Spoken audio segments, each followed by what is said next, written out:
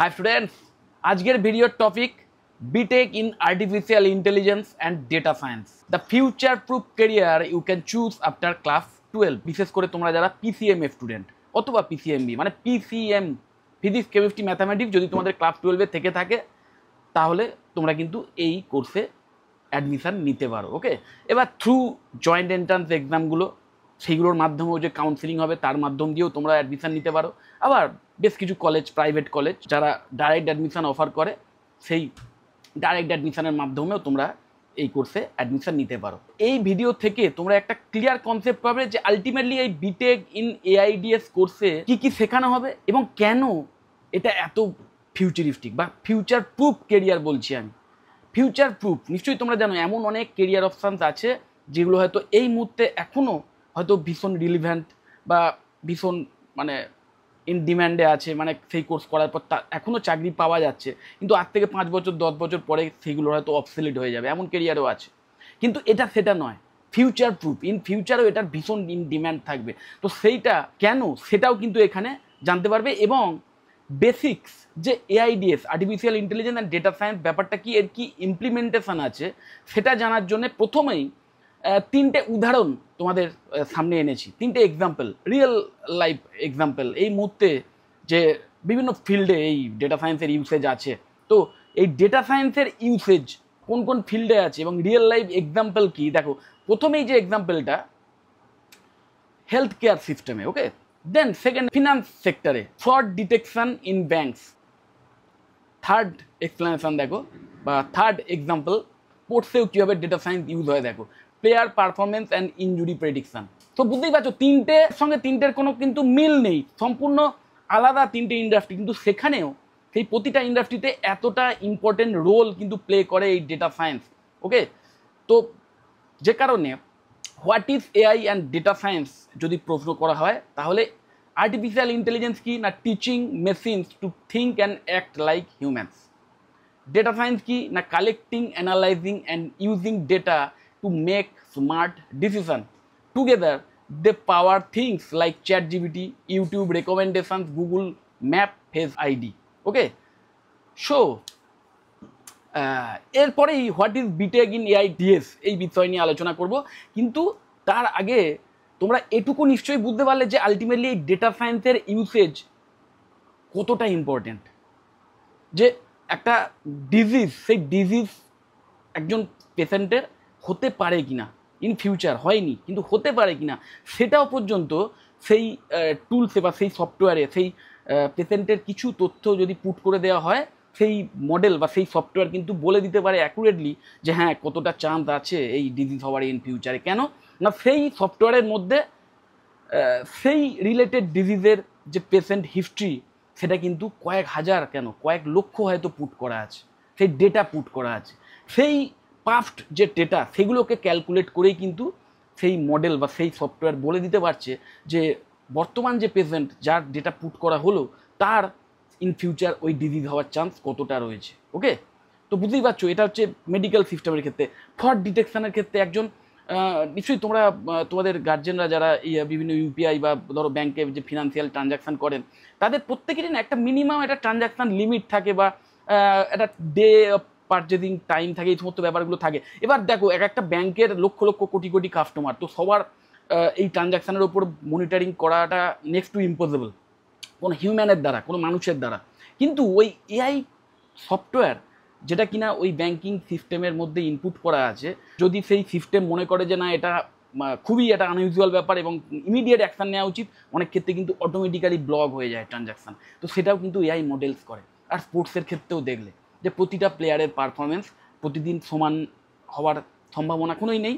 So সেখানে ওই tools use করা হয় যে মানে কোন সময় কোন টিম মেম্বার বা কোন প্লেয়ার তার পারফরমেন্স কেমন হতে পারে, তার পাস ডেটা ওয়াইজ বা তার আগে যে ডেটার প্লেয়ারদের ডেটা পুট করা আছে সেইগুলোর ওয়াইজ একটা ক্যালকুলেশন করে একটা অ্যানালিসিস করে, মানে সোজা কথায় সেখানেও কিন্তু হিউজ ডেটা প্লেয়ারদের সেম খেলা যারা খেলেছেন তাদের ডেটা ওখানে পুট করা আছে এবং যে প্লেয়াররা অলরেডি খেলছেন তাদের বিভিন্ন বেসিক বিভিন্ন ওই যে মেশিনের মাধ্যমে যে ট্র্যাকগুলো হয়, বিভিন্ন ওয়্যারেবলস মানে সোজা কথায় যে ফিটনেস ব্যান্ড বা ফিটনেস ওয়াচ নিশ্চয়ই তোমরাও পড়ো, তো সেইগুলো মানে যে ডেটা সেটাও কিন্তু কন্টিনিউ কালেক্ট হয় তাদের সফটওয়্যারে।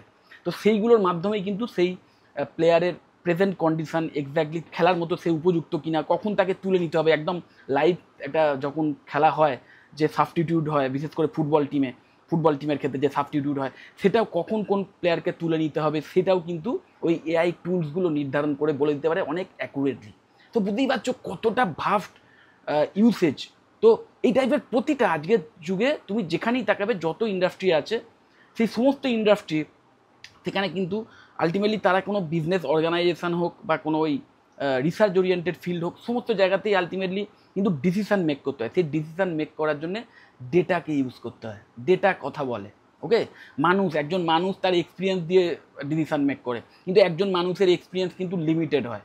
কিন্তু সেই এক্সপিরিয়েন্স যখন কোনো মেশিনের মধ্যে আসে, আর একটা কম্পিউটার যতটা ডেটা স্টোর করতে পারে তার মধ্যে যত এক্সপিরিয়েন্স লোড হতে পারে সেটা একজন মানুষ কেন কয়েক লক্ষ কোটি মানুষের চেয়েও বেশি হতে পারে। সেই সমস্ত যে ডেটা সেইগুলোকে একসাথে ক্যালকুলেট করে কোনো পার্টিকুলার ডিসিশন মেক করার ক্ষেত্রে মানে হিউজ হেল্প করে কিন্তু এই ডেটা বা ডেটা অ্যানালিসিস। এবং এই যে ডেটা অ্যানালিটিক্সের পুরো ব্যাপারটা, পুরো সিস্টেমটা, সেটাকে কিন্তু ডেটা সায়েন্স বলা হয়। এবং এই ডেটা সায়েন্সের মধ্যে এআই বা আর্টিফিশিয়াল ইন্টেলিজেন্সের হিউজ ইমপ্লিমেন্টেশন আছে। ইভেন ওই এআই টুলসগুলো সেগুলোও তৈরি হয়েছে এই ডেটা দিয়ে।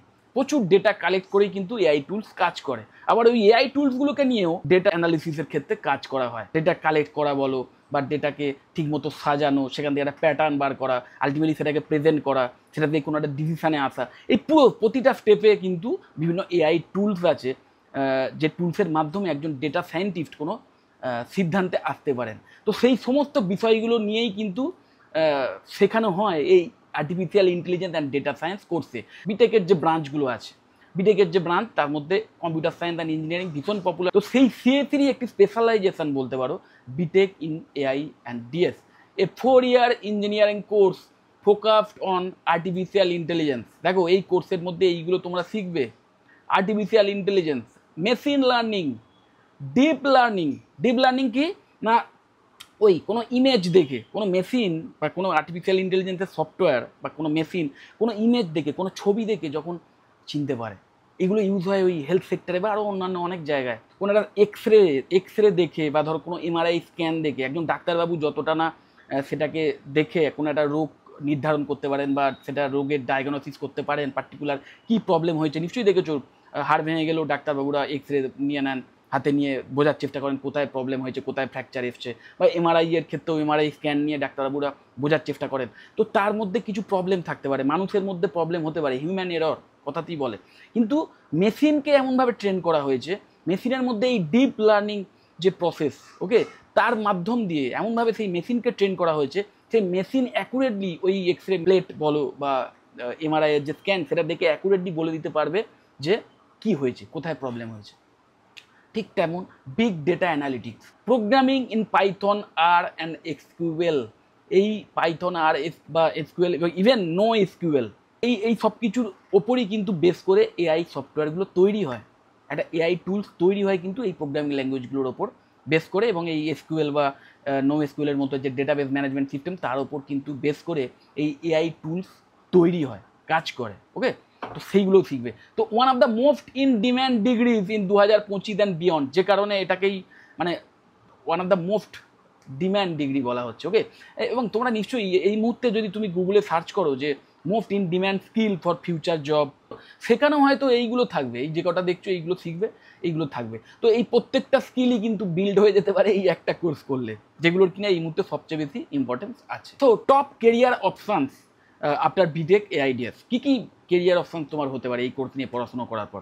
এআই ইঞ্জিনিয়ার হতে পারো, এমএল ইঞ্জিনিয়ার হতে পারো, ডেটা সায়েন্টিস্ট হতে পারো, ডেটা অ্যানালিস্ট হতে পারো, বিগ ডেটা ইঞ্জিনিয়ার হতে পারো, researcher in AI and robotics হতে পারো, এবং সফটওয়্যার ডেভেলপার হিসেবেও কাজ করতে পারো। যদি ওই শুধু কোর্স করলেই তো হবে না, সেই বিষয়ে 4 বছর ধরে শুধু ওই পড়াশুনো মানে পাস করার জন্য পড়লাম এইরকম করে করলে হবে না। তোমরা অলরেডি জানো সেটা, যে স্কিল বিল্ড করতে হবে। এগুলো যদি করতে পারো এত রকমের চাকরির সুযোগ কিন্তু তোমরা পেতে পারো, ওকে। দেন দেখো এটা স্যালারি এক্সপেকটেশন, কত স্যালারি হতে পারে স্টার্টিংয়ে, সেটা কিন্তু সম্পূর্ণ নির্ভর করছে যে তুমি কোথায় পাচ্ছ এবং তোমার কতটা স্কিল আছে এর ওপর। ওকে, একটা অ্যাভারেজ যদি করি যে স্টার্টিং স্যালারি কেমন হয় আমাদের দেশে যদি চাকরি পাও সেক্ষেত্রে, আর গ্লোবাল স্যালারির যে অ্যাভারেজ বা অ্যাপ্রক্স সেটা মানে একটা অ্যাপ্রক্সিমেট এখানে দেওয়াই আছে, তোমরা দেখে নিতে পারো। এআই ইঞ্জিনিয়ার হিসেবে যদি তুমি অ্যাজ এ ফ্রেশার জয়েন করো সেখানে 10 থেকে 18 লাখ টাকা পার অ্যানাম এরকম একটা স্যালারি হতে পারে। ডেটা অ্যানালিস্ট হিসেবে যদি তুমি চাকরি পাও 6 থেকে 8 লাখ টাকা পার অ্যানাম এরকম একটা মানে স্যালারি হতে পারে। ডেটা সায়েন্টিস্ট হিসেবে যদি তুমি চাকরি পাও সেক্ষেত্রে 10 থেকে 20 লাখ টাকা পার অ্যানাম এই টাইপের স্যালারি হতে পারে। মেশিন লার্নিং ইঞ্জিনিয়ার এই ডেজিগনেশনে যদি চাকরি পাও সেক্ষেত্রে 8 থেকে 15 লাখ টাকা পার অ্যানাম চাকরি হতে পারে আমাদের দেশের ক্ষেত্রে। এবং যদি তুমি ইন্টারন্যাশনাল প্লেসমেন্ট পাও প্রথমেই মানে একদম স্টার্টিংয়ে, সেক্ষেত্রে অ্যাভারেজ স্যালারি অবশ্যই অনেকটাই বেশি হবে, দেখতেই পাচ্ছ। তো যেটা মেন ব্যাপার যে BTech AIDS and BTech CSE এই দুটোর মধ্যে পার্থক্য কী, অনেকের মধ্যে এই প্রশ্নটাও আছে। বিটেক সিএসি এমনিতেই একটা খুব ভীষণ জব ওরিয়েন্টেড ব্রাঞ্চ, তো বিটেক সিএসিরই আরেকটি স্পেশালাইজেশন বা কম্পিউটার সায়েন্সেরই বিশেষ কিছু বিষয়গুলোর ওপর এক্সট্রা নলেজ দেওয়া হয় এই এআইডিএসে। তো বেসিক কিছু ডিফারেন্স এখানে দেওয়া আছে। দেখো, বিটেক এআইডিএসে ফোকাস এরিয়া হচ্ছে এআইএমএল ডেটা সায়েন্স, সেখানে বিটেক সিএসিতে সবচেয়ে বেশি নলেজ দেওয়া হয় কিন্তু প্রোগ্রামিং অ্যান্ড নেটওয়ার্কিংয়ের ওপর, এবং তার সাথে সাথে এই এআইএমএল ডেটা সায়েন্স বা cloud computing even cyber security এই সমস্ত বিষয়গুলো যেগুলো কিনা আলাদা আলাদা সব স্পেশালাইজেশন, সেই সমস্ত বিষয়গুলো নিয়েও কিন্তু নলেজ দেওয়া হয় এই বিটেক ইন সিএসিতে। সো বিটেক ইন সিএসি বলতে পারো একটা ওভারঅল নলেজ যারা পেতে চায় বা যারা ইন ফিউচার এমটেক করতে চায় কোনো একটা স্পেশালাইজেশন নিয়ে, তারপরে আরও ফার্দার স্টাডি করতে যায়, এই টাইপের যাদের একটু লঙ্গার মানে কেরিয়ার পাথ যারা অপ্ট করতে চায় তাদের জন্য বিটেক সিএসি বেস্ট হবে। আর যারা একদম একটা কোনো বিটেক কোর্স করার পর সিওর শর্ট কোনো একটা চাকরি চায়, যে ভালো করে করলে অবশ্যই ভালো করে পড়াশুনো করার পরেই আমি একটা ডাইরেক্ট একটা স্পেসিফিক এরিয়াতে গিয়ে হাই স্যালারি নিয়ে চাকরি পেতে চাই, তাদের জন্য কিন্তু বিটেক এআইডিএস একটু হলেও বেশি ভালো হবে। কোডিং লেভেল দেখো, বিটেক এআইডিএস এর ক্ষেত্রে হাই কোডিং লেভেলের প্রয়োজন, তো অবশ্যই কোডিংয়ে যারা ভালো তারাই কিন্তু এই টাইপের কোর্সে অ্যাডমিশন নিও। এবং তার সাথে সাথে আমি বলবো যারা প্রবাবিলিটি বা স্ট্যাটিস্টিক্সের উপর ভালো নলেজ আছে, ম্যাথামেটিক্যাল স্কিল যাদের খুব ভালো খুব স্ট্রং, তাদের জন্য কিন্তু বেস্ট অপশন হবে BTech in AI and DS. আর বিটেক সিএসিতে মডারেট থেকে হাই।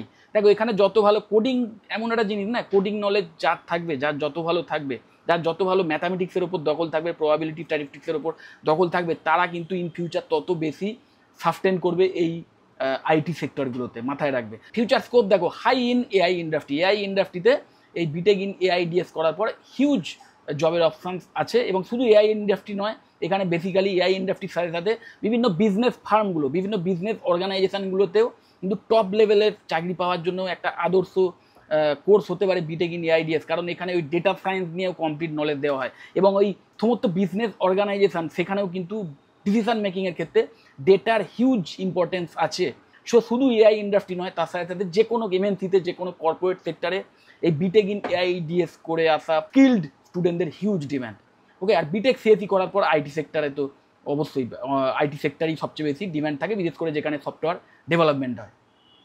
রিসার্চ অপরচুনিটিস দেখো বিটেক এআইডিএস এ স্ট্রং, মানে বিটেক ইন এআইডিএস করার পর তুমি যদি ইন ফিউচার রিসার্চ করতে চাও সেক্ষেত্রেও কিন্তু এটা একটা অসাধারণ কোর্স হতে পারে, কারণ ইন ফিউচার এটা নিয়ে আরও অনেক কিছু রিসার্চ হওয়া বাকি আছে। কোয়ান্টাম কম্পিউটিং আসছে, নিশ্চয়ই জানো। কোয়ান্টাম কম্পিউটিং যখন ফুল ফেদে এসে যাবে তখন এই আর্টিফিশিয়াল ইন্টেলিজেন্সের যে পাওয়ার সেটা এক্সপোনেনশিয়াল হারে বাড়বে সোজা কথায়। এবং ডেটা সায়েন্সের যে ইউসেজ বা ডেটাকে ইউজ করে যে ডিসিশন মেকিংয়ের যে ব্যাপারটা সেটা আরও হিউজলি মানে মানে রিভলিউশনাইজড হয়ে যাবে। সো অবশ্যই ইন ফিউচার প্রচুর রিসার্চ অপরচুনিটিস আছে, অনেক নতুন নতুন টেকনোলজি আসবে এই এআইডিএস এর হাত ধরে। এবং বিটেক সিএসিও মডারেট এই কারণেই যেহেতু সিএসি কোর্সটা কোনো স্পেশালাইজড কোর্স নয়, কম্পিউটার সায়েন্স অ্যান্ড ইঞ্জিনিয়ারিংয়ের সমস্ত ফিল্ড সম্পর্কে একটা নলেজ পাবে, সমস্ত বিষয়গুলো সম্পর্কেই নলেজ পাবে। তো অবশ্যই এমটেক করার সময় তোমাকে কোনো একটা পার্টিকুলার বিষয় নিয়ে আগে স্পেশালাইজেশন করতে হবে, তারপরে সেইটা নিয়ে তোমাকে আরও ফার্দার এগোতে হবে। তো বিটেক সিএসি করার পরেও কিন্তু রিসার্চ অপরচুনিটি আছে, কিন্তু মডারেট।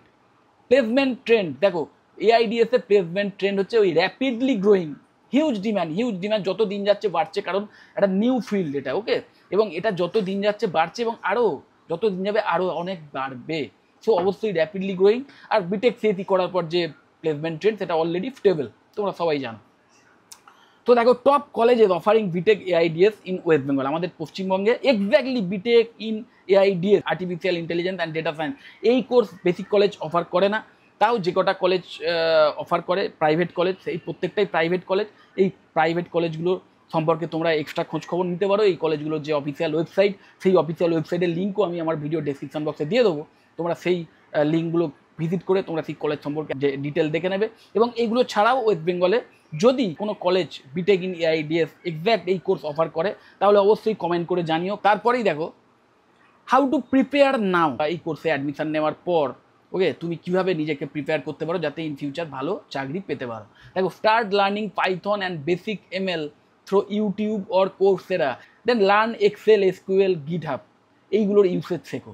এক্সেল তো তোমরা মোরালে সবাই জানো, এসকিউএল সম্পর্কেও নলেজ নাও। এবং গিটহাব, এই গিটহাব এমন একটা প্ল্যাটফর্ম যেখানে ওয়ার্ল্ড ওয়াইড যত কোডার আছে তারা যে সফটওয়্যার ডেভেলপ করে বা তাদের নিজস্ব যে প্রজেক্ট সেটাকে তারা ওখানে শোকেসিং করে। ইভেন তুমি ওখানকার কোনো লাইভ প্রজেক্টেও পার্টিসিপেট করতে পারো, তো সেইগুলো কিন্তু স্টার্ট করে দিতে পারো। তো এই সমস্ত অ্যাক্টিভিটিসগুলো কিন্তু ইন ফিউচার তোমাকে একটা ভালো প্লেসমেন্ট দিতে হিউজ হেল্প করবে। Focus on logical thinking and data interpretation একদম। এবং তার সাথে সাথে আমি বলবো ওই স্ট্যাটিস্টিক্স এবং প্রবাবিলিটির যে ফিল্ডগুলো, যে বিষয়গুলো সবচেয়ে বেশি মানে ইউসেজ মানে আছে এই ডেটা সায়েন্সের বা আর্টিফিশিয়াল ইন্টেলিজেন্সের সফটওয়্যার বানানোর ক্ষেত্রে, সেই যে ম্যাথ বা সেই যে স্ট্যাটিস্টিক্স সেইগুলো সম্পর্কে আরও এক্সট্রা নলেজ নাও। সেই ম্যাথামেটিক্যাল স্কিল বা সেই স্ট্যাটিস্টিক্যাল স্কিল আরও বেশি বিল্ড করো। ওকে, এগুলো যদি এখন থেকে স্টার্ট করে দিতে পারো এবং ওই ক্লাস কবে শুরু হবে, ক্লাস যখন স্টার্ট হবে তখনই আমি শিখবো, এরকম দিন কিন্তু এখন শেষ হয়ে গেছে। ক্লাস যখন স্টার্ট হবার তখন হবে। যারা সত্যিকারের ভালো স্টুডেন্ট, যারা ডেডিকেটেড স্টুডেন্ট, তার আজকের শেখার জন্য কিন্তু ওই ক্লাসরুমে যেতে হবে বা কোনো লেকচারে অ্যাটেন্ড করতে হবে বা পার্টিকুলার কোনো টিচারের কাছে গিয়ে তবেই শিখতে হবে